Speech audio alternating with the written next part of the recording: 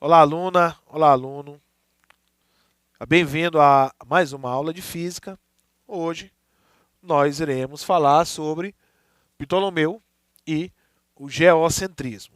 Vamos ficar ligado na aula de hoje, né? Aula fácil, aula simples, ok? Sobre geocentrismo, não é isso? Então, vamos fazer uma breve introdução. Depois nós iremos falar aí de uma série de teóricos, né, que reforçaram o geocentrismo, né? Aristóteles, Euclides de Alexandria, o Heráclides de Pontos, né?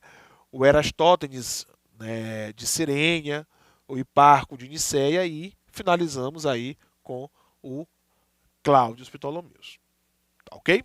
Então vamos lá, né? Então, por muito tempo, a humanidade acreditou no geocentrismo, né? Lembrando que geocentrismo, né, a palavra geocentrismo, vem da junção de geo, que significa terra, e centro, né, indicando que a Terra seria o centro do universo e todos os astros estariam girando aí ao seu redor. Okay? Forte influência dos mesopotâmicos e egípcios. Okay? Mesopotâmicos e egípcios aí que vêm antes dos gregos aí, né? Isso no conhecimento astronômico, né, da Grécia Antiga. Por que se tem essa referência à Grécia Antiga? Porque é ali que nós tivemos uma formulação, não é, dessa astronomia como uma ciência de fato. Okay? Deixando aí alguns conceitos metafísicos para trás. Tá, ok? Tentando explicar de forma racional, sem ter a influência de divindades. Certo? Então, esses conhecimentos astronômicos da Grécia Antiga que influenciaram sobre a esfericidade da Terra. Então, tem estudos justamente sobre a questão da Terra ser esférica, né? O próximo disso vem já da Grécia Antiga. Certo? Então, nós temos um nome aqui, para a gente começar, que é o Pitágoras de Samos, né? Que ele viveu aí aproximadamente entre 572 e 497 anos antes de Cristo. Né?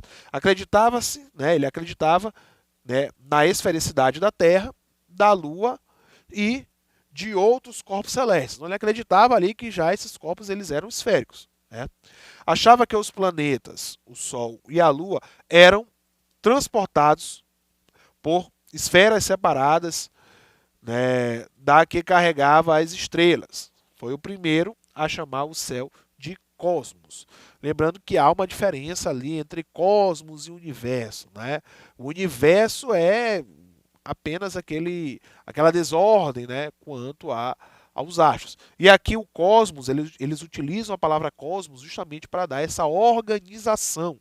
Ou seja, é um universo cuja os seus movimentos, todas as suas relações, elas têm uma organização e obedecem uma lei. Ok? Então isso que é chamado de cosmos.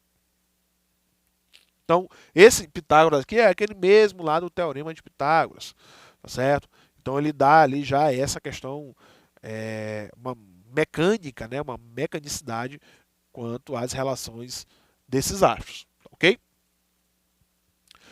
Então o segundo aqui que nós vamos falar vai ser o Aristóteles, né, o Aristóteles de Estagira. Então ele viveu aí entre 384 a 322 anos antes de Cristo. Okay? Ele explicou que as fases da Lua dependem de quanto da parte da face da Lua, iluminada pelo Sol, está voltado para a Terra. Explicou também os eclipses, né?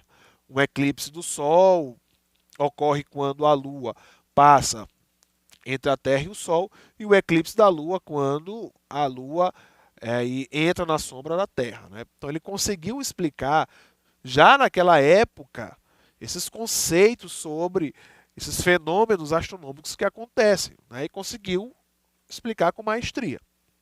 Okay?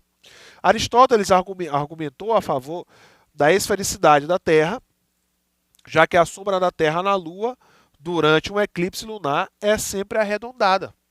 Ok? Então é um forte indício de que a Terra ela é de fato ali esférica, né? Então ele já afirmava isso há 384 a 322 anos antes de Cristo, ok?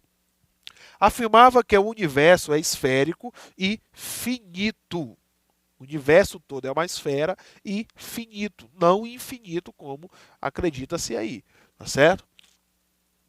Aperfeiçoou a teoria das esferas, das esféricas concêntricas, certo? De Eudoxos, né?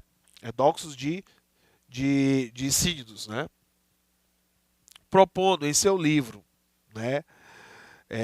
Decaelo, que significa, né, universo é finito e esférico, ou não terá centro e não poderá se mover, ok?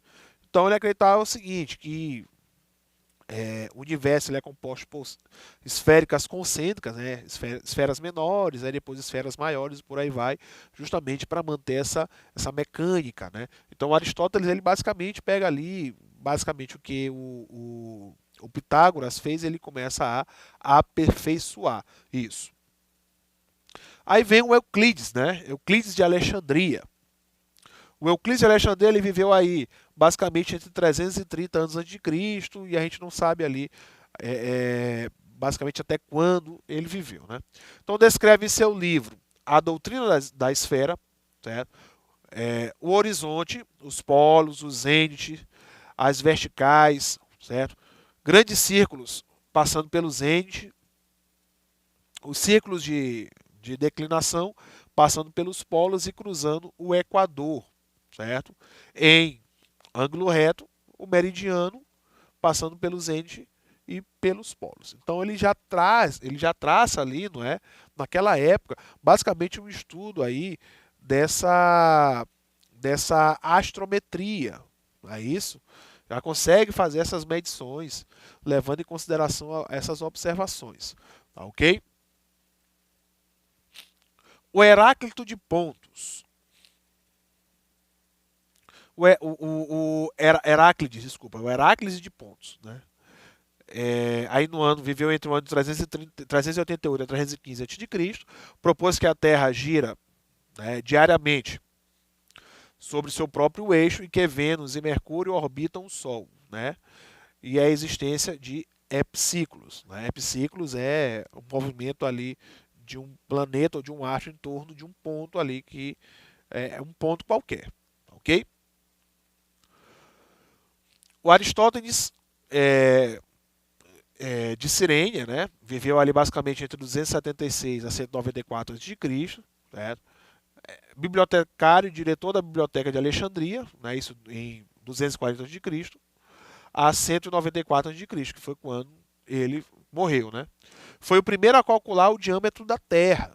O que ele fez? Ele calculou o diâmetro da Terra lá naquela época. Ele notou o quê? Na cidade egípcia de Siena, né, atualmente chamado de Aswan, no primeiro dia de verão, ao meio-dia, a luz solar atingia o fundo de um grande poço. Ou seja, o Sol estava incidindo perpendicularmente à Terra, certo? Isso lá em Siena. Já em Alexandria, situada ao norte de Siena, isso não ocorria, ok?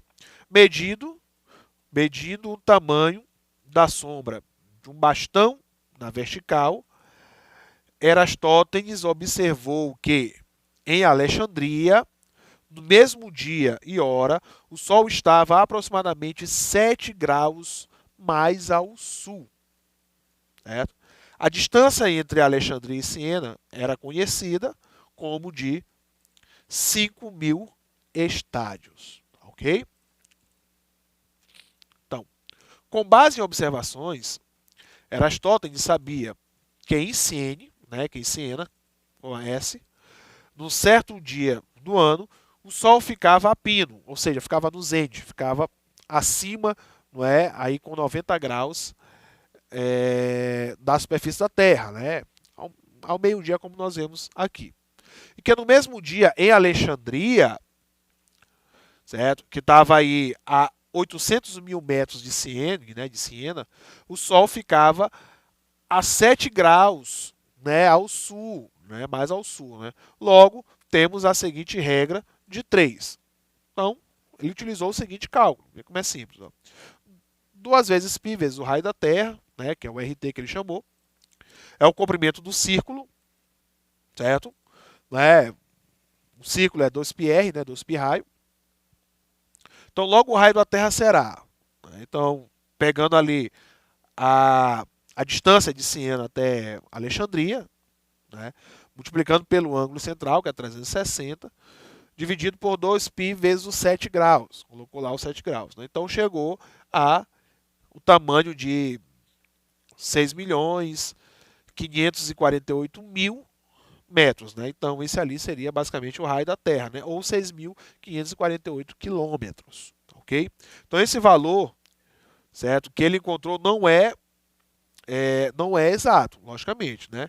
Mas muito próximo do valor moderno, que é 6.378 quilômetros. Ok? A forma que ele utilizou para chegar a esse movimento, né, o caminho que ele traçou, estava correto. Talvez alguns dados ali que não estavam muito corretos, quanto à própria distância, né, ou o próprio ângulo. Certo? Então, isso aí que foi o problema. Mas a didática que ele utilizou para chegar a esse valor estava correto. Ok? Então, isso há 240 anos antes de Cristo. Então já se sabia basicamente, né, ali próximo qual era o raio da Terra, ok? E acreditando, logicamente, que a Terra era redonda, né, que a Terra é redonda, ok? Então ele utilizou a regra de 3 aqui, muito fácil, pegando os dados que ele tinha na época, justamente para poder chegar a esse valor, ok? O Hiparco de Nicéia viveu ali entre 190 a 120 anos antes de Cristo, ok? Considerado o maior astrônomo da era pré-cristã, construiu um observatório na ilha de Rhodes, onde fez observações durante o período de 147 a 127 anos antes de Cristo, ok? Ele compilou um catálogo com a posição do céu, né?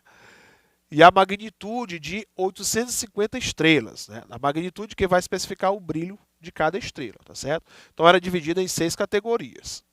Deduziu corretamente a direção dos polos celestes e a precessão, que é a variação da direção do eixo de rotação da Terra devido à influência gravitacional da Lua e do Sol, que leva 26 mil anos para completar um ciclo, certo?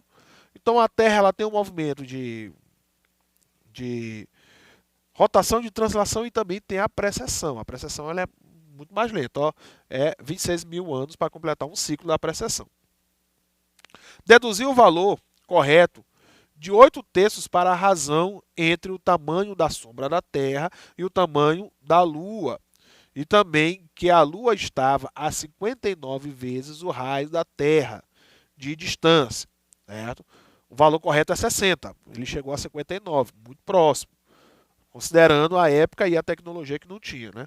Determinou a duração do ano como uma margem de erro de 6 minutos. Olha só, determinou a duração de um ano com a margem de 6 minutos de erro.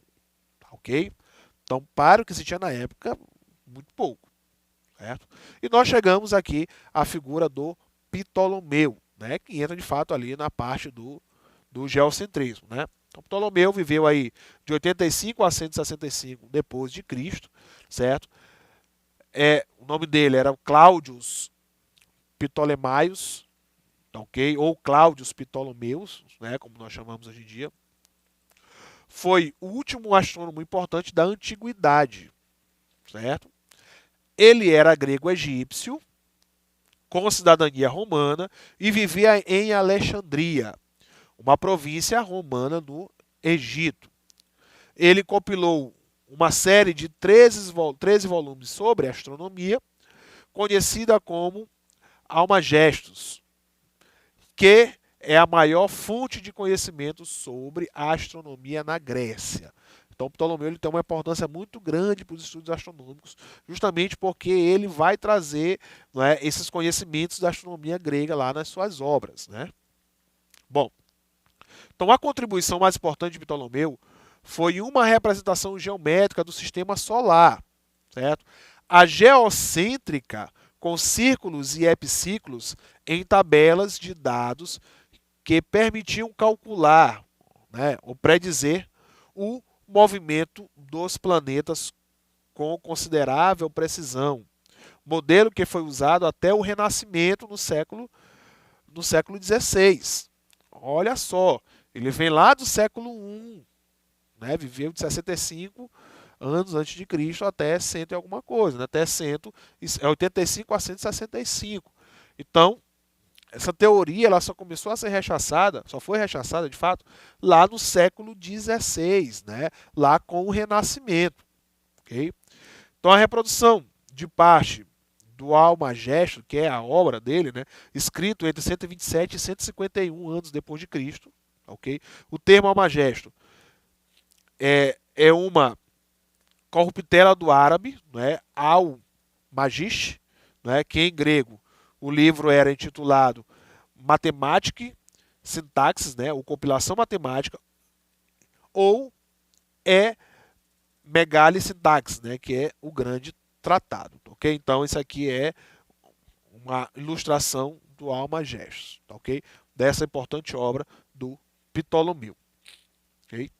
Bom, então qual foi a decadência de Ptolomeu? Porque Ptolomeu ele traz ali a teoria geocêntrica, né? O Sol, a Terra no centro do universo e os astros girando em torno da Terra, né? E alguns fazendo lá os movimentos de epiciclo, ok? Então, aonde foi que ele começa a ter assim uma decadência, né? A galera começou a de fato achar que aquela teoria não estava correta. Primeiro tem os movimentos irregulares dos planetas. Então aquela mesma situação desses astros errantes, olhar para o céu e ver que nem todas as estrelas se movimentam da mesma forma, existiu esses astros errantes, tá certo? Esses movimentos irregulares. Então, por essas estrelas, por esses planetas fazerem esses movimentos irregulares, então ele tem a sua teoria, logicamente, ele traçou a sua teoria, mas isso de fato trouxe um certo desconforto.